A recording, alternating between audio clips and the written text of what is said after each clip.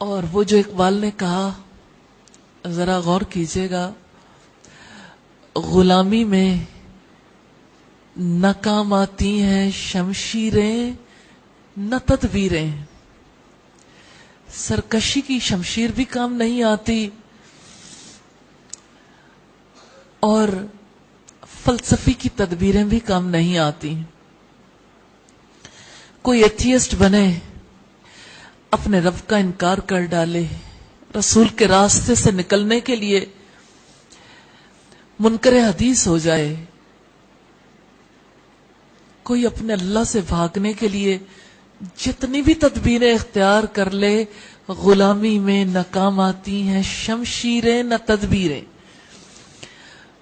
جو ہو ذوق یقین پیدا تو کٹ جاتی ہیں زنجیریں.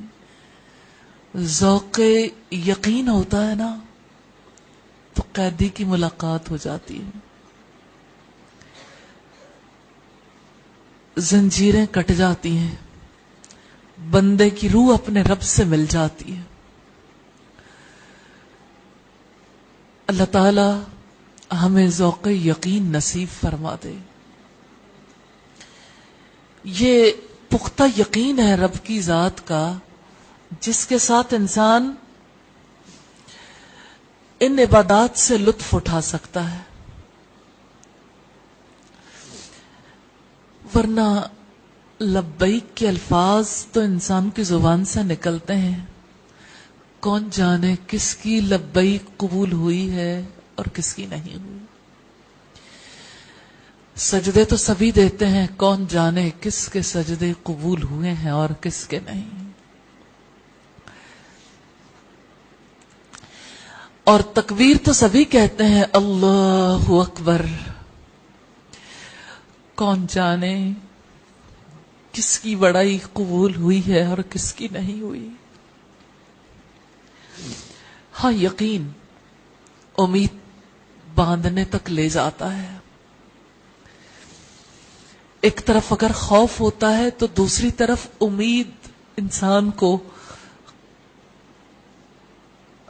بندگی کے مقام پر جما دیتی ہے.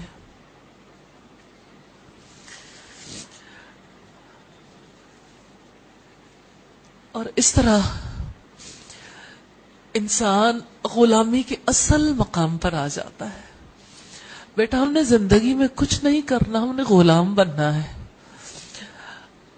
جس دن ہماری قید کٹ گئی تو حاضری کا دن ہوگا. موت آئے گی، اس وقت بھی روح قبض ہو جائے گی، قید تو اس وقت بھی ختم نہیں ہوگی. یا علیین میں یا سجین میں نام درج ہوگا، فک رہن ہوگا، اپنے آپ کو چھڑا سکیں گے اپنے اعمال کے عوض.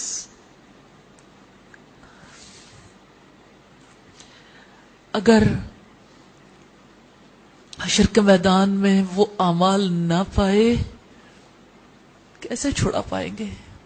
سدا کے لیے قید کے قید ہی رہ جائیں گے، پھر سزا بھی شروع ہو جائے گی.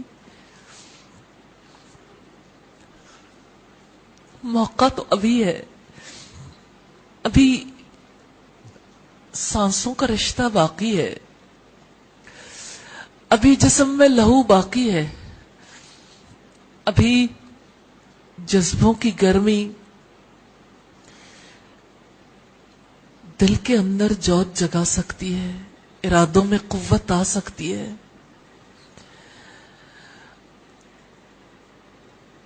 جب تک فرشتوں کے ہاتھوں گرفتار نہیں ہو جاتے، ایک نئے موڑ پر نہیں چلے جاتے، اس وقت تک، اور کون جانے وہ وقت کب آ جائے، آنے ہی والا ہے. فائدہ اٹھا لیں، اصلی مقام پر آ جائے. اصلی مقام مقام بندگی ہے، اور زندگی بے بندگی شرمندگی ہے. کوئی فائدہ نہیں زندگی کا. جو بے بندگی میں گزر جائے.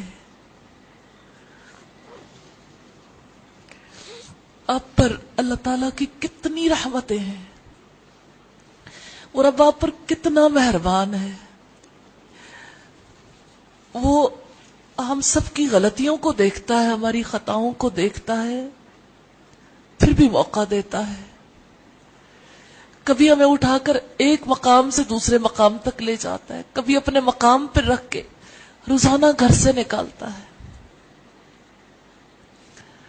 ہاں، وہ نکالتا ہے، وہی رب جس نے اپنے بندے کو ایک رات نکالا تھا. سبحان الذی اسری بعبدہ لیلا من المسجد الحرام الی المسجد الاقصی.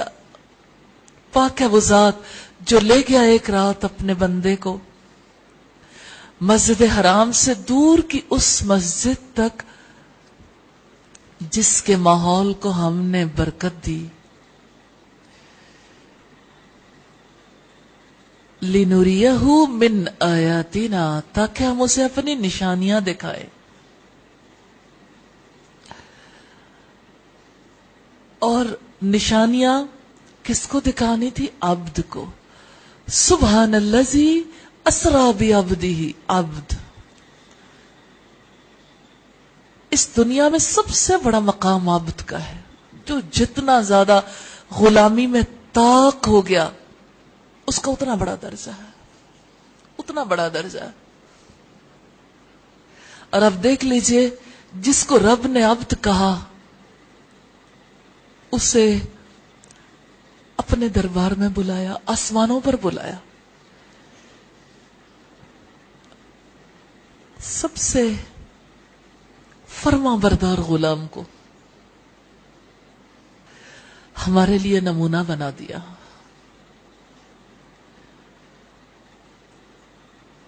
الحمدللہ. اب جو کوئی اپنے رب کے قریب ہونا چاہتا ہے ان کے نشانات قدم پر چل لے. ان کے پیچھے چلنے والا کامیاب ہے. اس کی مغفرت بھی ہوگی، اس کو اللہ کی محبت ملے گی. قل ان کنتم تحبون اللہ فاتبعونی فاتبعونی یحببکم اللہ وَيَغْفِرْ لَكُمْ ذُنُوبَكُمْ. کہہ دو کہ اگر تم اللہ تعالیٰ سے محبت رکھتے ہو تو میری پیروی کرو، اللہ تعالیٰ تم سے محبت کرے گا. اللہ جہانوں کا بادشاہ وعدہ دیتا ہے، اس کے وعدے سچے، وہ تم سے محبت کرے گا، تمہاری مغفرت کرے گا. لیکن سب سے فرما بردار غلام کے نقش قدم پر چلو. ہمارے پاس کوئی چارہ کار نہیں ہے، کوئی راستہ جنت کو نہیں جاتا، کوئی راستہ رب کی طرف نہیں جاتا. ہر راستہ جو محمد رسول اللہ کے راستے سے ہٹا ہوا ہے وہ ابلیس کی طرف جاتا ہے، رحمان تک نہیں پہنچاتا. اس لیے محمد رسول اللہ صلی اللہ علیہ وسلم کی ہر بات کو، آپ کی ساری تعلیمات کو انشاءاللہ جاننا ہے، ان کا علم حاصل کرنا ہے، چھوڑنی نہیں. جیسے آپ سے صحابہ کرام نے محبت کی اسی طرح سے محبت کرنی ہے انشاءاللہ. جیسے آپ کی اتباع آپ کے اصحاب نے، آپ کی صحابیات نے کی، انشاءاللہ اسی طرح کی اتباع کرنی اور سنت کو نہیں چھوڑنا انشاءاللہ. حکم اس کا ہے، سنت محمد رسول اللہ صلی اللہ علیہ وسلم کی. نہیں زندگی قبول اسے جب تک ہر لمحہ اس کی رضا کا نہ ہو اور طریقہ محمد رسول اللہ کا نہ ہو. اس لیے اس کی رضا کو پانے کے لیے محمد رسول اللہ صلی اللہ علیہ وسلم کے راستے پر چلنا. کیا آپ بتا سکتے ہیں کہ محمد رسول اللہ صلی اللہ علیہ وسلم کی زندگی میں اللہ تعالی کی محبت کو پانے کے لیے کیا کیا طریقے ملتے ہیں، اور سب سے بڑا طریقہ کون سا ملتا ہے؟ سب سے بڑا، سارے ہی طریقے افضل، بہت سے طریقے آپ نے اختیار کیے، آپ کا ہر طریقہ اللہ کی محبت کے لیے تھا، آپ کی ہر سنت دراصل اللہ کی محبت کا منہ بولتا ثبوت ہے، آپ کی ہر سنت مہکتی خوشبو ہے، آپ کی ہر سنت سے رب کی محبت کی خوشبو آتی ہے۔ امید بھرا پیغام ہے سنت، اور دکھی انسانیت کے لیے ہر درد کا علاج ہے سنت، ہر درد کی دوا ہے سنت۔ یہی راستہ ہے، یہی طریقہ ہے۔ جو بھی اس راستے کو چھوڑ بیٹھا اسے کبھی رب کی رضا، رب کا قرب نصیب نہیں ہو سکتا۔ اس لیے بس ایک بات یاد رکھیے گا، غیر اللہ کی نہیں، اللہ کی غلامی کرنی ہے۔ اللہ کے ماں سوا جو بھی ہے وہ غیر اللہ، چاہے وہ دل ہو، چاہے وہ گھر والے ہوں، چاہے وہ اپنے دور کے انسان ہوں یا پہلے والے ہوں یا کچھ نظریات ہوں۔ انسان اللہ کو چھوڑ کر جس کی بھی مانے گا منہ کی کھائے گا، اپنی اصل پر نہیں رہے گا۔ کبھی آپ نے دیکھا کسی ایسی مشین کو جو گھومتی ہے لیکن اپنے مقصد کو پورا نہیں کرتی، کیونکہ اس کے پرزے اپنی جگہ فٹ نہیں ہوتے؟ آپ اس پنکھے کو دیکھتے ہیں، یہ پنکھا گھومتا ہے یوں ہی جیسے طواف ہوتا ہے، اس کے پر نہ ہو تو ہوا کبھی نہ ملے، گھومنا بیکار ہو جائے۔ جیسے اس پنکھے کو پر چاہیے اپنے مقصد کو پورا کرنے کے لیے، اگرچہ وہ اپنی اصل پر ہے، اپنے مرکز کے ساتھ جڑا ہوا مشینری کام کر رہی ہے، لیکن پروں کے بغیر مقصد پورا نہیں ہو سکتا۔ یہی اس کا طریقہ کار ہے۔ اسی طرح سے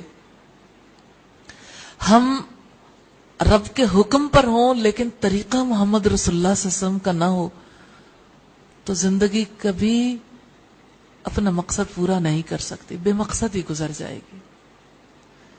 کبھی آپ ایسی مشینری کو دیکھیں جس کی مشینری گھومتی جاتی ہے لیکن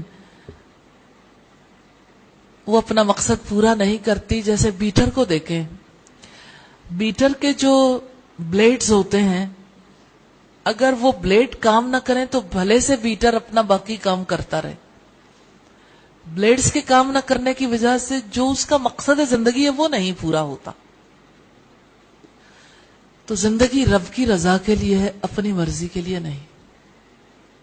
زندگی محمد رسول اللہ صلی اللہ علیہ وسلم کی سنت کے مطابق ہوگی تو نفع نصیب ہوگا، اور یہ اللہ کی ذات کا احسان ہے کہ اس نے ہمیں جہاں اپنی ذات کا ایک تعلق دیا، اسی طرح سے محمد رسول اللہ صلی اللہ علیہ وسلم کی سنت کی محبت بھی دی، لیکن اب اسے اتنا نہیں رکھنا، بڑھانا ہے۔ اب دیکھیں، اگر آپ اتنے ہی رہ جاتے جتنے پیدا ہوئے تھے اور آپ کا دماغ بڑا ہو جاتا، اتنے وجود کے ساتھ کیا کر پاتے؟ اور اگر آپ اتنے ہی بڑے ہوتے لیکن آپ کا دماغ پورے طریقے سے کام نہ کرتا تو اس وجود کا کیا فائدہ تھا؟ جیسے جسم صحت مند ہے تو صحت مند دماغ کے ساتھ وہ صحیح کام کر سکتا ہے، اسی طرح سے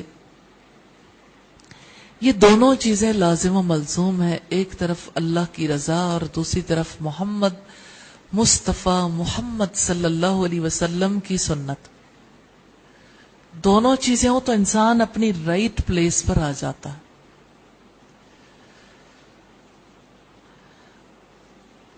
اور اصل کام یہ ہے کہ مقام بندگی پر قائم ہو جائے. اور آپ جانتے ہیں غلام کا سر جھکا ہوا ہوتا ہے, دل بھی جھکا ہوا ہوتا ہے. غلام سرکش غلام ہو مارا جاتا ہے, اور فرما بردار غلام آقا کے آگے بچھا ہی رہتا ہے, منتظر رہتا ہے اب کون سا حکم آیا, اب کون سا حکم آیا.